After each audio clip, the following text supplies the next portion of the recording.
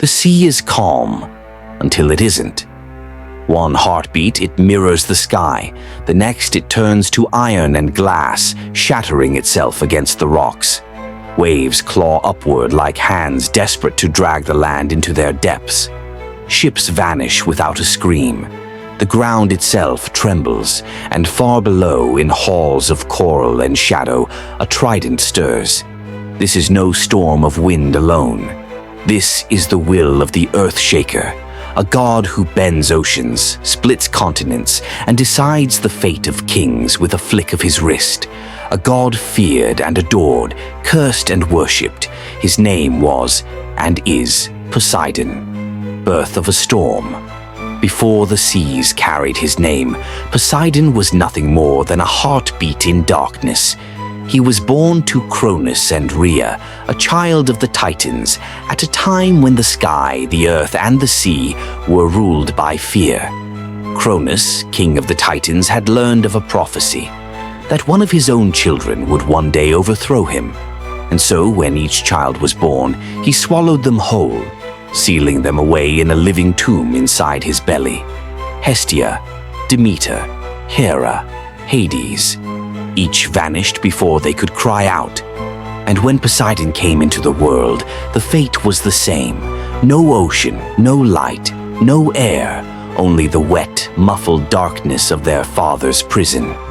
There, in that eternal night, Poseidon floated, the throb of Cronus's pulse in his ears, not yet knowing the taste of salt or the sound of waves.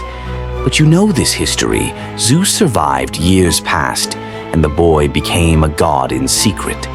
When he came of age, Zeus confronted Cronus. With the cunning of Metis and the force of rebellion, he tricked the Titan into disgorging his children. First came the eldest, Hestia, then Demeter, Hera, Hades, and then Poseidon, thrust from the darkness into the blinding light of the world above.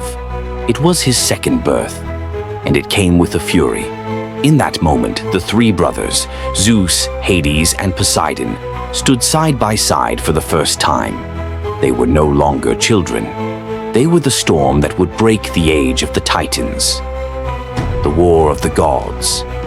Poseidon's return to the world was no gentle awakening. Freedom came with a call to arms. The sky was already blackened with ash, and the air thick with the scent of thunder when Zeus declared war on Cronus and the Titans. This was the Titanomachy, a war not of seasons or years, but of decades. The freed Olympians sought allies, and from the pits of Tartarus they rescued the Cyclopes and the Hecatoncheires, the hundred-handed ones, whom Cronus had imprisoned in fear of their strength. The Cyclopes, grateful, forged for each brother a weapon that would make him eternal. For Zeus, the lightning bolt, for Hades, the helm of invisibility, and for Poseidon, the trident, carved of adamantine, sharper than any blade, and thrumming with the heartbeat of the sea itself. When Poseidon gripped it for the first time, the ground trembled. With a single strike, mountains split, rivers changed course, and the air itself seemed to bend. It was more than a weapon. It was an extension of his will. The war raged for 10 relentless years. Titans hurled mountains as missiles. The hundred-handed ones crushed armies with stones the size of cities. Poseidon commanded the waters themselves, sending torrents across battlefields and sinking the coastal strongholds of the Titans. Against the immortal might of the Olympians, the Titans faltered. Cronus was overthrown, his scythe cast aside, and the Titans who stood against the gods were hurled into Tartarus, chained for eternity. When the dust and salt spray finally settled, the three brothers met to divide the realms of existence. They cast lots, a gamble to determine the fabric of the cosmos. Zeus drew the skies, Hades drew the underworld, and Poseidon, with a glance toward the endless horizon, claimed the seas and all that moved within them. But the oceans were not a tranquil prize. They were untamed, ancient, and full of creatures older than Olympus itself. Poseidon did not inherit peace. He inherited a kingdom that had to be conquered. Lord of the deep, Beneath the shifting skin of the waves, Poseidon carved his throne room from the heart of the sea.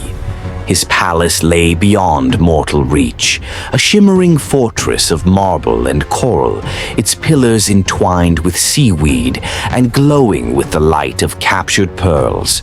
Schools of silver fish moved like living curtains around its gates, and hippocamps, half horse, half fish, pulled his chariot across the ocean floor. From here, Poseidon ruled not just the waters, but every coast and island. The Nereids, 50 daughters of Nereus, danced attendance upon him, each embodying some aspect of the sea, from calm shallows to treacherous whirlpools.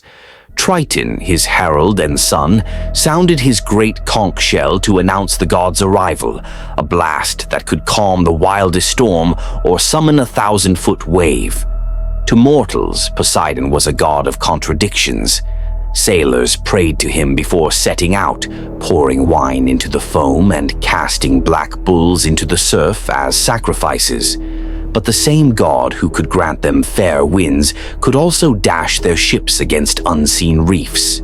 Cities that thrived on trade courted his favor with temples and games. Those that defied him often learned the price in floods and earthquakes. Poseidon's realm was more than the surface waters. It reached into the abyss, where sea monsters like Scylla and Charybdis prowled, and into the shallow coasts, where his influence could be felt in every wave that lapped the sand.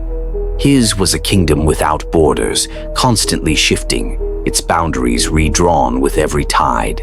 And like the sea itself, Poseidon's nature was never still. He could be calm, generous, and protective, and in the next breath he could be a tempest, relentless and merciless, the earth-shaker, the storm-bringer, the god whose moods could shape the fate of nations.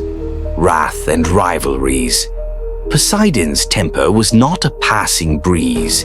It was the sea's own language, an unbroken cycle of calm and fury.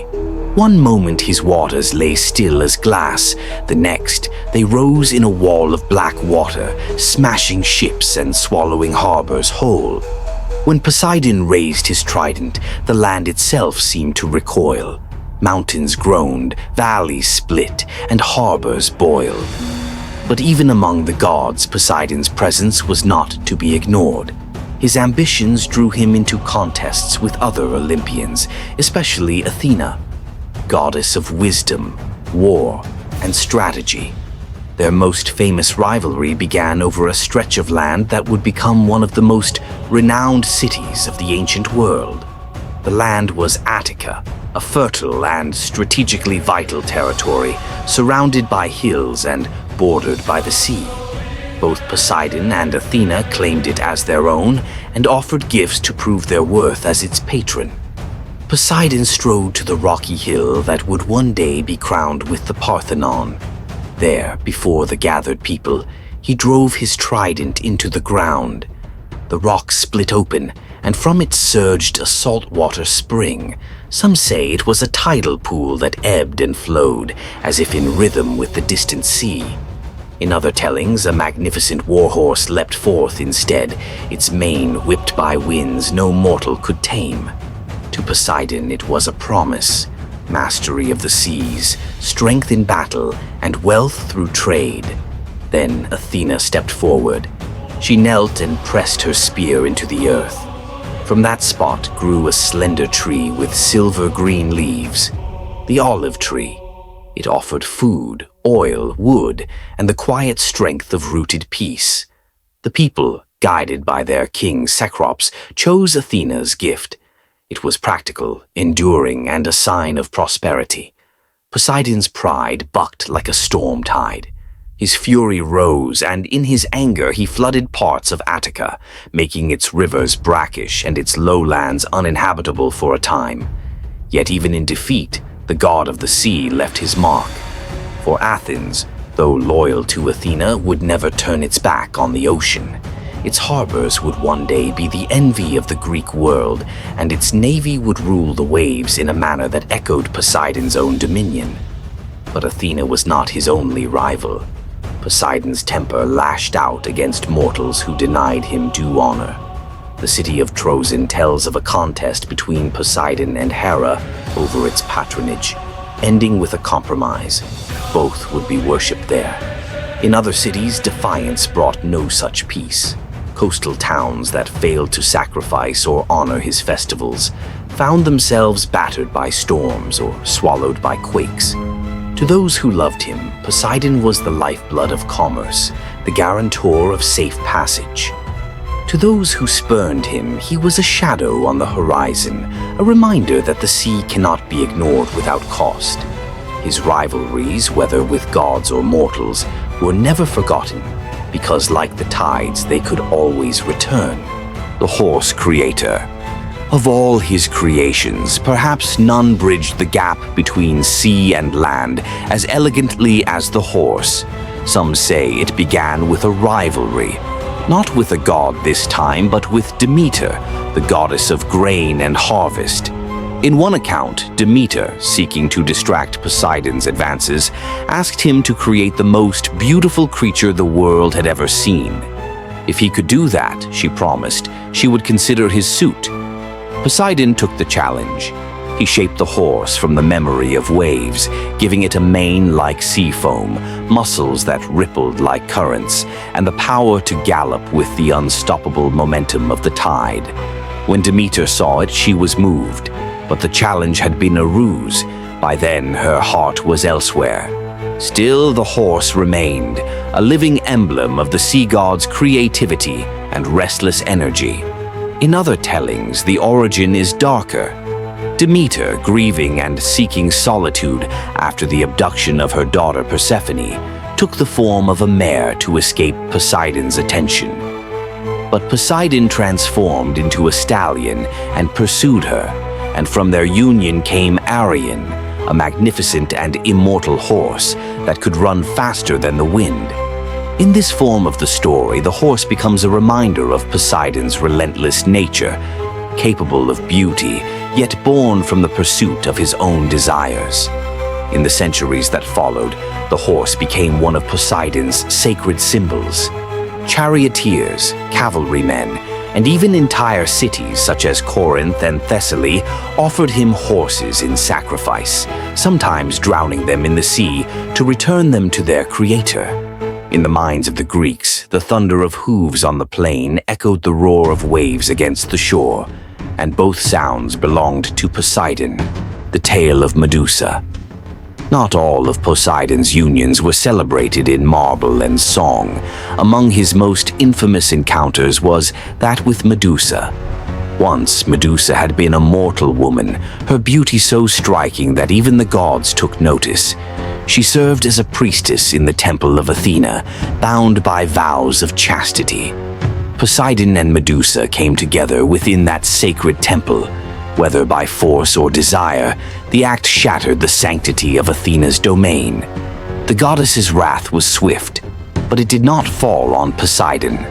Instead, she turned her fury upon Medusa, transforming her hair into writhing serpents, and her gaze into a weapon that turned all who met it into stone. Athena's choice was as much political as personal. Punishing Poseidon outright would have meant open war between two of Olympus's most powerful deities. But in cursing Medusa, Athena forever linked Poseidon's name to the creation of one of the most feared beings in Greek mythology. The story does not end there. Years later, Perseus, aided by Athena herself, would slay Medusa.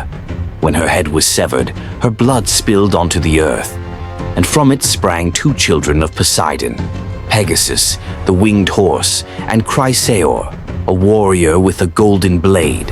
The birth of Pegasus, in particular, bound Poseidon's name to flight as well as the sea. Here was a creature that embodied the freedom of the sky and the strength of the waves, a paradox only a god of boundaries and transitions could father. Medusa myth became a cautionary tale, woven with threads of divine politics, power, and the dangerous intersections of gods and mortals. And at its center, Poseidon stood, a figure neither punished nor absolved, his role as unshakable and complex as the tides themselves, Minos and the Cretan bull. The sea is a giver of gifts, but Poseidon never gave without expecting something in return. When Minos, son of Zeus and Europa, sought to claim the throne of Crete, his brothers challenged his right. To prove his divine favor, Minos prayed to Poseidon for a sign, a magnificent bull that he would sacrifice in gratitude. From the foam it came, white as sunlit spray, its muscles rolling like waves in a storm, its breath clouding the air like sea mist.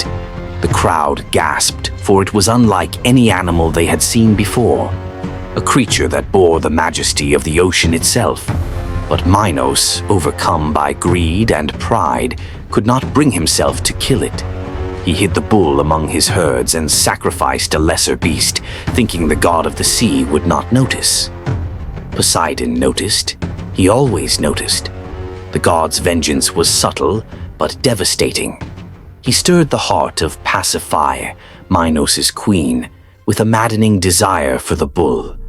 Consumed by this unnatural longing, she sought the aid of Daedalus, the master craftsman, who built for her a hollow wooden cow covered in hide.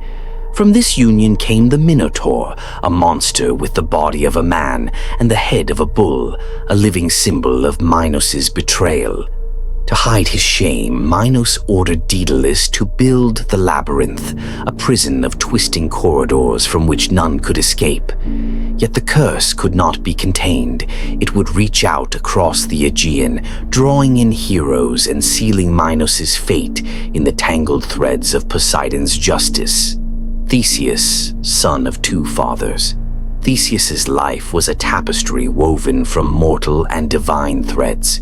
His mother, Aethra, spent a night with King Aegeus of Athens, but on that same night Poseidon also claimed her. The result was a hero with two fathers, one of earth and one of sea. This dual heritage was both blessing and burden. When Theseus set sail for Crete to face the Minotaur, his lineage was tested. King Minos, skeptical of the young man's boasts, threw a golden ring into the churning waters, daring him to retrieve it if he was truly Poseidon's son.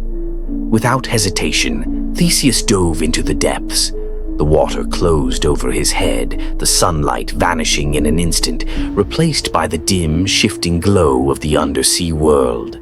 He was guided to Poseidon's palace, where Amphitrite welcomed him as kin. She placed upon his brow a crown of delicate coral and handed him the ring, her smile a silent acknowledgement of his bloodline. When Theseus emerged from the sea, the ring in hand, the crowd's murmurs turned to shouts. Minos had no choice but to recognize him as more than mortal. Yet the bond between father and son would prove dangerous. Later in life, Theseus would call upon Poseidon to curse his own son, Hippolytus, after being deceived by a false accusation. Poseidon granted the request, sending forth a monstrous bull from the sea that terrified Hippolytus's horses, causing the chariot to crash and killing the young man. In that moment, Theseus learned the truth too late. And the god of the sea, who could lift his children to glory, could just as easily drag them into the depths. Walls of Troy and revenge. Not all of Poseidon's labors were born from war. Some came from bargains. And like the sea, his bargains could be calm or deadly, depending on whether they were kept. Long before the Trojan War, King Laomedon of Troy sought to strengthen his city's defenses. For reasons known only to the gods, Poseidon and Apollo took mortal form and offered their skill as builders.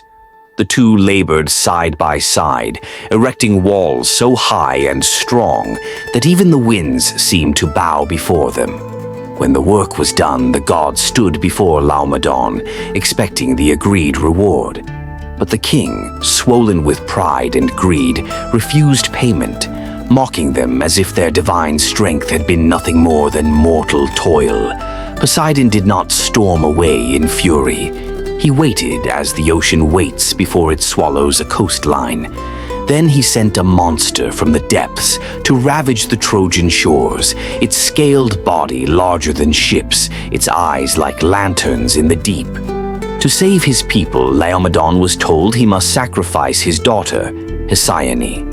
She was chained to the rocks as an offering to the beast, until Heracles, passing through, slew the monster and rescued her. But the insult to Poseidon was not forgotten. Decades later, when the Greeks laid siege to Troy, the god of the sea remembered. Though Zeus forbade the gods from taking sides openly, Poseidon's trident was never far from the Greek cause. In Homer's telling, he strode across the waves like a man crossing a meadow, urging the Greek warriors onward. When he set foot on land, the earth quaked beneath him. Yet even in battle, he was not without a strange fairness. For when Aeneas, prince of Troy, stood in danger of Achilles' wrath, Poseidon swept him to safety, knowing the young man's fate lay in founding another realm far from the smoking ruins of his city, the wrath against Odysseus. If Troy had been a place where Poseidon's grudges simmered, Odysseus's voyage home was where his fury boiled over. Among the many children of Poseidon was the Cyclops Polyphemus, born of the sea nymph Thoosa. When Odysseus and his men landed on the Cyclops' island, they found themselves trapped in his cave, their companions devoured one by one. Odysseus, cunning as ever, devised an escape, blinding Polyphemus with a sharpened stake. As the Greek hero sailed away, he could not resist taunting the wounded giant, shouting his name across the water. Polyphemus, in pain and rage, stretched his hands to the sky and called upon his father. Grant that Odysseus, son of Laertes, never reaches his home. But if fate demands he return, let it be late, bitter, and alone. Poseidon heard, and he answered. The sea turned traitor. Winds shifted without warning. Currents pulled ships toward rocky death, and every harbor seemed to vanish just as it came into view. Storms struck with precision, tearing sails and snapping masts as though guided by an invisible hand. Even when Odysseus came close to home, Poseidon's anger found new ways to wound him. On the island of the Phaeacians, where the shipwrecked hero had been given shelter and aid, Poseidon saw an opportunity to punish kindness itself. As the Phaeacian ship bore Odysseus toward Ithaca, the god turned it to stone within sight of shore and raised a mountain to block their harbor. It was a warning to all seafarers. The favor of Poseidon could vanish in an instant, and his anger could echo for years. For Odysseus, it meant 10 long years of wandering after 10 years of war. Each wave, each gust of wind, a reminder that a god's grudge is as deep and enduring as the ocean floor. Protector and destroyer. For all his wrath, Poseidon was not a god of cruelty alone. Like the sea, he could be a savior as easily as a destroyer, but only when it suited his will. There were sailors who swore they had seen him in the midst of a storm, not as a towering figure, but as a sudden clearing in the clouds, a still patch of water where moments before there had been chaos. These men spoke of dolphins swimming beside their ships for days, guiding them toward safe harbors, a sign, they believed, that Poseidon's favor had been won. One tale tells of Amymone, a mortal woman pursued by a lustful satyr while fetching water in the arid land of Argos. Poseidon appeared, driving the satyr away with a single strike of his trident. To reward her, he touched the dry earth and summoned a spring that would never run dry, giving life to a land where thirst had ruled. In Argos, that spring was said to bear his name, and offerings were made there for generations. His worship stretched far beyond the shoreline. In Troezen and Corinth, in Helice, and across the Isthmus of Corinth, grand temples rose in his honor. The Isthmian Games, second only to the Olympics, were held every 2 years to honor him, with chariot races thundering across the plains, the hooves of the horses pounding like waves on rock. athletes dedicated victories to Poseidon, believing speed, strength, and endurance were as much his gifts as fair winds. Yet even those who loved him knew that his protection was conditional. The same god who could deliver a fleet to victory could just as easily drown it in sight of port. In the heart of every prayer to Poseidon lay a note of caution. Gratitude, yes, but never complacency. Earthshaker. The sea was not Poseidon's only weapon. Beneath the waves lay another force entirely, the bones of the earth itself. Poseidon, Enosigaios, Earthshaker, could turn the ground against those who defied him. When he drove the prongs of his trident into the earth, the result was not always a gentle tremor. Entire cities had been leveled in the span of a single heartbeat. Fields split open, swallowing livestock and homes alike. In coastal regions, the shaking could be followed by a sudden and deadly retreat of the sea, only for a wall of water to return with annihilating force. Ancient Greeks believed earthquakes were not random. They were messages. If a city neglected his rights, broke an oath, or insulted his name, the ground might shift beneath their feet without warning. Helike, a city in Achaea devoted to Poseidon, learned this lesson in the most tragic way. One night, the earth shuddered, and the entire city sank beneath the waves. Only the tips of buildings and the masts of ships were visible in the morning. Survivors swore they had heard the roar of the god's chariot before the disaster struck. For centuries afterward, fishermen claimed to see the ruins glittering beneath the water. A submerged warning never to take the Earthshaker lightly. The power to move land and sea alike made Poseidon unique among the Olympians. Zeus could hurl lightning. Hades could command the dead. But only Poseidon could alter the very shape of the world. His earthquakes were not merely punishment. They were reminders that the earth beneath one's feet was no more stable than the waves on which a ship sails. The sea is the oldest mirror. In it, the sky leans down to see itself. Mountains dissolve into salt. Ships vanish as though they never existed.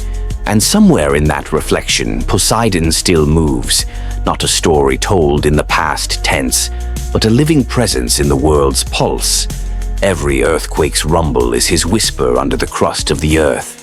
Every gallop across an open field carries the echo of his first horse, the thunder of hooves borrowed from the beating of waves.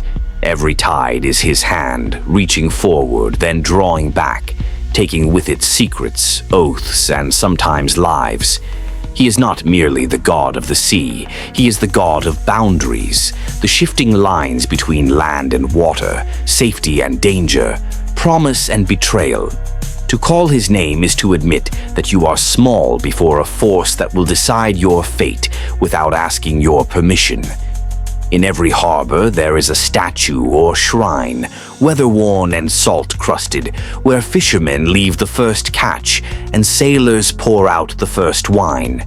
Not because they believe they can buy his favor, but because they know they cannot survive without it. And when the horizon darkens, when the line between cloud and wave vanishes, there is no sailor alive, ancient or modern, who will not glance toward the deep and think of him. In those moments, you understand why the ancients prayed with both hope and fear, why they called him by so many names: Earthshaker, Stormbringer, Tamer of Horses, Lord of the Deep. For the ocean is not empty, it is a kingdom, and its king still holds the trident. Somewhere beneath 1,000 miles of water, a figure waits in halls of coral and gold, and when he rises, the world will feel it, from the quake beneath our feet to the wave that breaks the horizon. His name is Poseidon, and the ocean still belongs to him.